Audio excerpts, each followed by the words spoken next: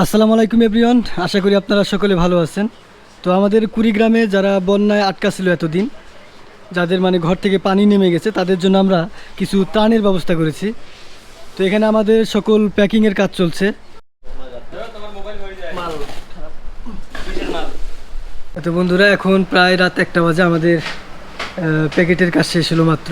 প্রায় আমরা 10 থেকে 15 জন সারাটা দিন একভাবে পরিশ্রম করার পর মোটামুটি এখন কাজ শেষ। ইনশাল্লাহ আমরা কালকে সকালে বের হয়ে যাব এগুলো বিতরণের উদ্দেশ্যে।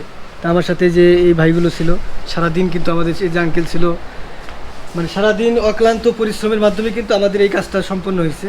তো এখন আমরা মানে রেস্টে যাবো, যার যার বাসায় চলে যাবো। ইনশাল্লাহ সকালে বের হবে এই ত্রাণগুলো নিয়ে। আসসালামু আলাইকুম এভরিওয়ান, আশা করি আপনারা সকলে ভালো আছেন। তো গতকাল রাত 2টা পর্যন্ত আমরা সেই ত্রাণগুলো প্যাকেট করার পর এই যে বড় ভাইগুলো ঢাকা থেকে চলে আসছে। তো এখন আমরা সবাই মিলে আমাদের কুড়িগ্রামের যে বিভিন্ন চরগুলো আছে সেখানে যাব, আর যাদেরকে দেওয়ার মতো তাদেরকে আমরা ইনশাল্লাহ সবগুলো সুষ্ঠুভাবে মানে বিতরণ করার চেষ্টা করব। তো আমাদের এখন কুড়িগ্রাম সদর থেকে আমাদের ট্রাক যাত্রাপুর ঘাটের উদ্দেশ্যে রওনা দেব।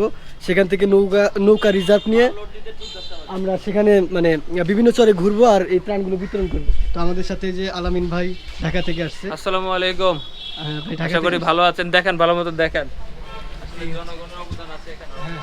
এই যে হানিফ ভাই। তো আমরা এখন সবাই ট্রাকে উঠবো আর কথা হচ্ছে ঘাটে গিয়ে।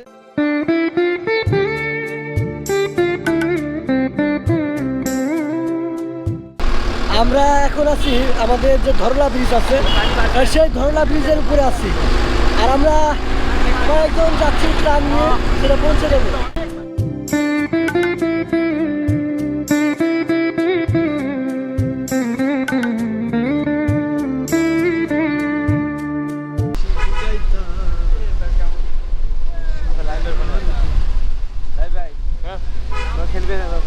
বন্ধুরা, আমরা যখন রাস্তা দিয়ে আসছিলাম, মানে রাস্তার আশেপাশের যে মানুষগুলো আছে তারা কিন্তু অনেকেই মানে আমাদের এই ত্রাণগুলো চাচ্ছিল, কিন্তু আমরা তো প্ল্যান করে বের হয়েছি যে কোথায় দেব কোথায় যাব। এই জন্য কিন্তু আমরা ততটা সাড়া দিচ্ছি না, কারণ আশেপাশের মানুষ অনেক চাচ্ছে। এইভাবে যদি দেই তাহলে আমাদের কিন্তু মানে আমাদের নৌকা বা চরে পৌঁছাইতে পৌঁছাইতে কিন্তু আমাদের ত্রাণ শেষ হবে। তো আমরা 500 প্যাকেট নিয়ে যাচ্ছি, আর আমরা প্রায় ঘাটের কাছাকাছি চলে আসছি।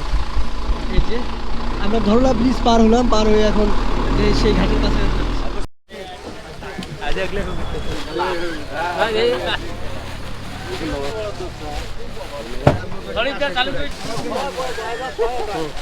সবাইকে দিতে পারবো না আমরা। সবাইকে দিবেন কেন? মেকআপ যে বাসা এখানে 8টা বলা হয়েছে, 8টাই যাবে। আপনারা মানে এখানকার যে কুলিগুলো আছে এত খারাপ। বন্ধুরা, এই যাত্রাপুর ঘাটে আমাদের গাড়ি যখন ত্রাণের গাড়ি যখন এখানে পৌঁছালো, তখন আমাদেরকে না বলেই এখানকার যে কুলিরা আছে তারা সবাই মিলে আমাদের এই গাড়ি থেকে মালগুলো আনলোড করে নৌকাতে ভরা শুরু করছে, আমাদেরকে না বলি। অথচ আমরা 10-12 জন সদস্য ছিলাম, কুলির কোনো প্রয়োজন ছিল না। এমনকি এই মালগুলো আনলোড করার পরেই ওনারা একটা করে প্যাকেট দাবি করছে, অর্থাৎ একটা করে ত্রাণের যে প্যাকেটগুলো আছে এগুলো দাবি করছে। এমনকি তারা 15 থেকে 20 জন এটা দাবি করছে। তারা বলে সবাই কাজ করছে, 10 মিনিটের মতো কাজ করে এই একটা করে প্যাকেট, যেখানে প্রায় 400 টাকার মতো পণ্য আছে, সেই 400 টাকার করে দাবি করছে এই 10 মিনিট কাজ করে। আর এখানকার কুলিগুলো এইরকমই, তারা এখানে যে কোনো গাড়ি আসুক না কেন, যে কোনো ত্রাণের গাড়ি আসলেই তারা এরকম ব্যবহারই করে। আপনি দুইটা সাইড করলেন কেন?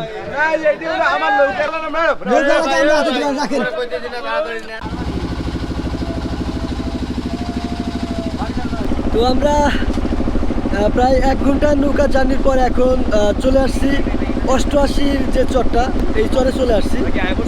হ্যাঁ, এই চর 88-র চরে আছি। আর এখানে দেখতে পাচ্ছেন এপাশে আমরা অনেক মানুষজনকে দেখতে পাচ্ছি, তারা নৌকা নিয়ে চলে আসছে ত্রাণের জন্য। তো একটু পরে আমরা দেওয়া শুরু করবো। কি খবর বস, কেমন আছো? ভালো। বাড়ি কোনটা? নৌকা দিয়ে আসছো? নাম কি? নাম শফি। এই বৃষ্টির মধ্যে কিভাবে আসলা? নৌকা দিয়ে? সকালে খাওয়া হয়েছে? কি দিয়া? কিসের জন্য আসছেন এখানে?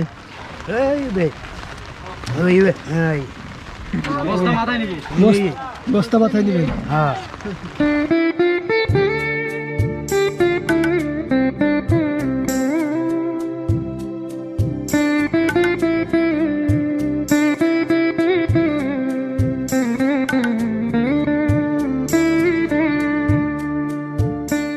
এখানে এতজন মানুষ জড়ো হয়ে গেছে, এদেরকে কিন্তু আমাদের হাতে হাতে দেওয়া সম্ভব না।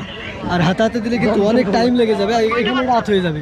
এই জন্য আমরা স্টক করে রেখে যাচ্ছি, এখানে একজনকে দায়িত্ব দিয়ে যাচ্ছি, সে সবাইকে পৌঁছে দেবে। তো এরপর এখানে আমরা এগুলো মানে নামিয়ে দিয়ে আমরা যাব অন্য একটা চরে, আর সেখানে আমরা এভাবে আর কি দিয়ে আসবো।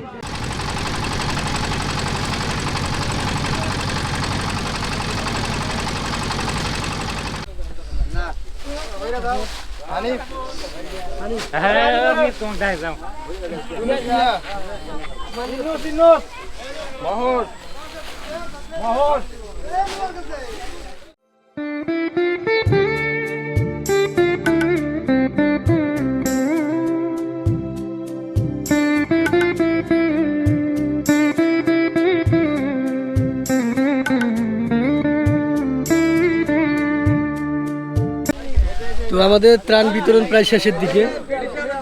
আমরা সেই সকাল থেকে মানে সকালে সেই নৌকা দিয়ে বের হয়েছি, এখন পর্যন্ত শুধু বিভিন্ন চরে আমরা ত্রাণ দিলাম। এটা হচ্ছে লাস্ট চর, এখানে আমাদের বিতরণ শেষ হলে আমরা সেই কুড়িগ্রামের যাত্রাপুরের উদ্দেশ্যে রওনা দেবো। এখান থেকে আরও 3 ঘন্টার মতো আমাদের নৌকা দিয়ে সেই কুড়িগ্রাম সদরে পৌঁছাতে হবে। এখন মোটামুটি সব জায়গায় পানি কম, কিছুদিন থেকে পানি নেমে যাচ্ছে, আবার শুনলাম গতকাল থেকে নাকি পানি বাড়তেছে, আবার বন্যা হবার সম্ভাবনা কিন্তু আছে। আর এরা কিন্তু সবসময় একটা আতঙ্কের মধ্যে থাকে যে আবার কখন যেন হঠাৎ করে পানি বেড়ে আবার বাড়িঘর তলায় না যায়।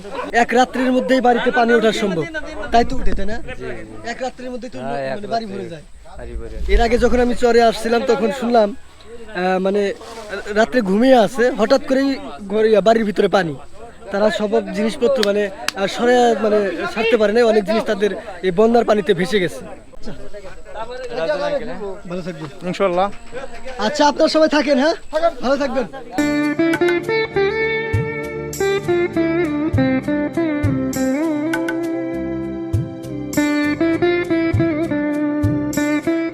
আমরা ত্রাণ বিতরণের কাজ শেষ করে এখন যাত্রাপুর ঘাটের উদ্দেশ্যে রওনা দিলাম।